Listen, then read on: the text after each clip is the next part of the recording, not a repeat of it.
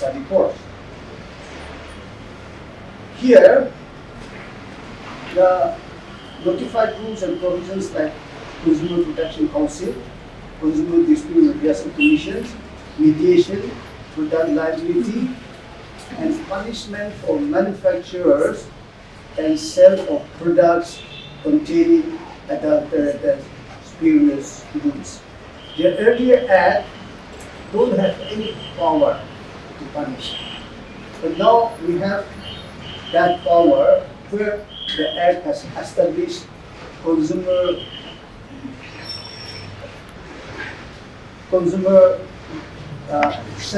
Consumer Protection Authority. Now the word authority means earlier the word authority was not there. That is why this authority will have power to conduct investigation into violations of consumer rights and institute complaints, prosecution orders, recall of unsafe goods and services, order discontinuance of unfair trade practices and misleading advertisement, impose penalties on manufacturers, endorsers, publishers of misleading advertisement. The old Act don't have this, but today with the establishment of Central Consumer Protection Authority, this CCPA can do this. They can close down the business, they can punish, they have enormous power to do that. Now, the Act also provides for simplified the consumer disputes and adjudication process in consumer commissions, which include, among others, empowerment of the state and district commissions to review the order, enabling consumer to file complaint electronically. Now, sitting at home, you can file the complaint. Sitting at home, you can file your complaint. And even for the hearing, you can do the hearing at home by way of video conferencing. These are the new addition which added to the consumers who are aggrieved but doesn't want to go to the commission. It is possible that you can get your grievances done in this way.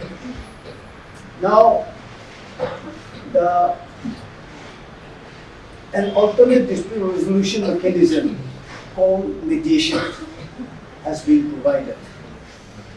This mediation is similar to what of that, and it has to be attached with the district commission as well as the state commission. So the choice is either you take your complaint to commission or mediation. But what is this mediation?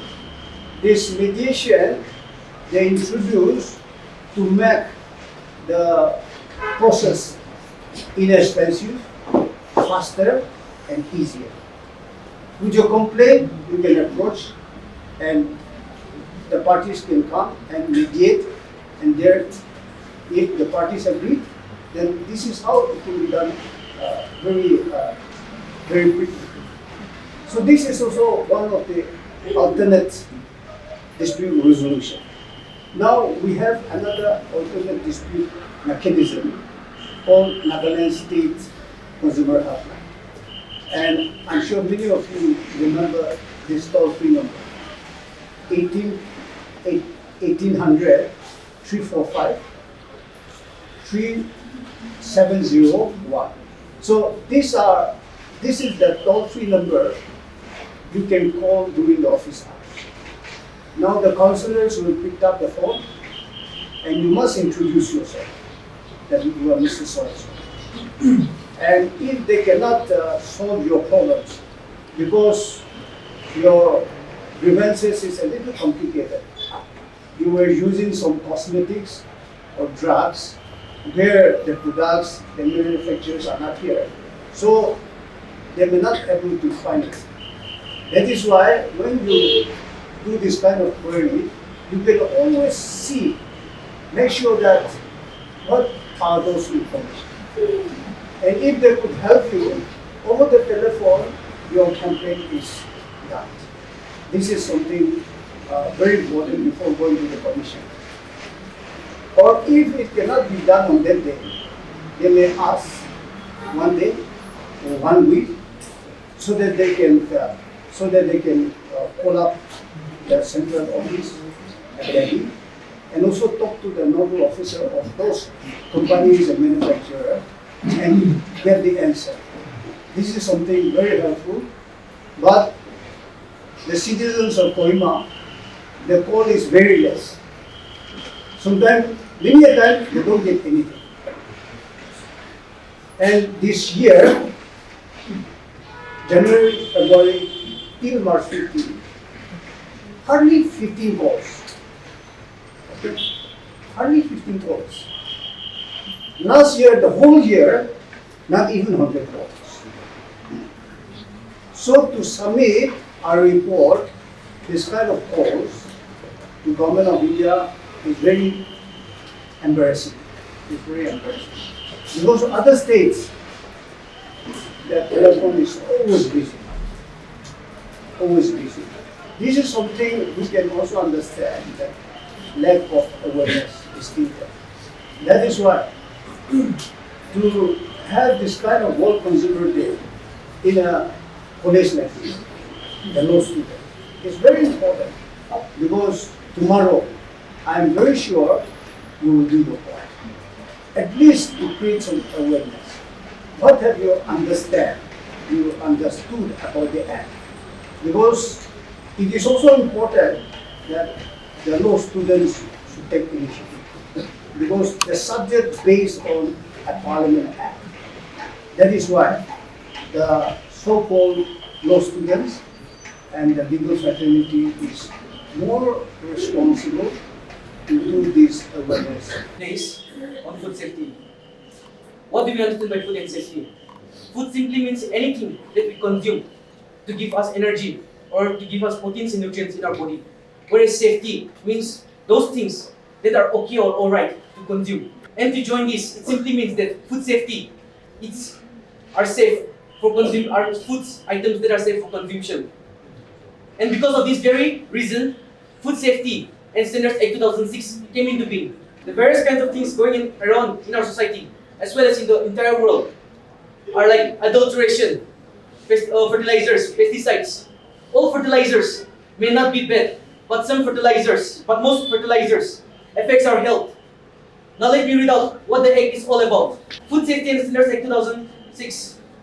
An Act to consolidate the laws relating to food and to establish the Food Safety and Standards Authority of India for laying down science-based standards for articles of foods and to regulate the manufacture, storage, distribution, sale and import to ensure availability of sale and wholesome food for human consumption and for matters connected therewith or identical thereto. The thing on the topic of food security. So to understand food security, first let us begin with the question, what is food security? So in the 1996 World Food Summit held in Italy, Rome, food security was defined as when all people at all times have physical and economic access to sufficient, safe and nutritious food that meets their dietary needs and food preferences for an active and healthy lifestyle. So from this definition, there are some dimensions which I'll be highlighting. First is the physical availability of food. In order for there to be food security, there first needs to be physical availability of food. That means there should be enough production, there should be trade, and there should be enough stock of the food items. But coming to point number 2, there should also be economic and physical access to the food. Just because the food is available does not mean that everyone has the physical needs or the economic ability to be able to consume it. So economic and physical access to the food also plays an important role.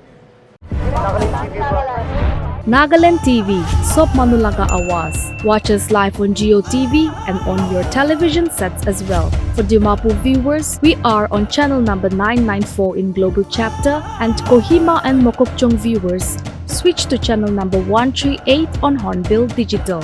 For all news and updates, follow us on Facebook, Instagram, YouTube, and Twitter.